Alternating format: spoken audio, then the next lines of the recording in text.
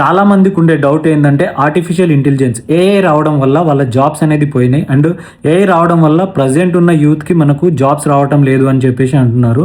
ఇది ఎంతవరకు ఫ్యాక్టో మనం ఈ వీడియోలో చూద్దాము. 1980s ముందు అన్ని కంట్రీస్ అగ్రికల్చర్ రెవెన్యూ మీదనే డిపెండ్ అయి బతికేది. బట్ 1980sలో చాలా వరకు ప్లేసెస్లో కంపెనీస్ అనేది వచ్చినాయి.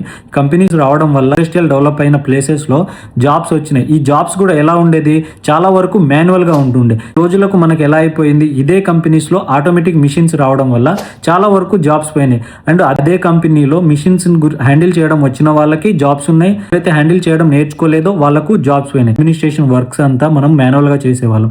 ఎప్పుడైతే మనకు సాఫ్ట్వేర్ సిస్టమ్ ఆపరేటింగ్ వచ్చిందో అప్పుడు మనకు మాన్యువల్ జాబ్స్ అనేది పోయినాయి. ఆర్టిఫిషియల్ ఇంటెలిజెన్స్ రావడం వల్ల జాబ్స్ అనేది పోవట్లేదు. ఎవరైతే ఆర్టిఫిషియల్ ఇంటెలిజెన్స్ని యూజ్ చేసుకొని వర్క్ చేయడం వచ్చిన వాళ్ళకి జాబ్ వస్తుంది అండ్ మీ జాబ్ అనేది సెక్యూర్ ఉంటుంది. అంతే తప్ప స్కిల్స్ లెక్క మీ లైఫ్లో డెవలప్మెంట్ చేసుకుంటే మీ కెరీర్ అనేది, మీ జాబ్ కెరీర్ అనేది సెక్యూర్గా ఉంటుంది.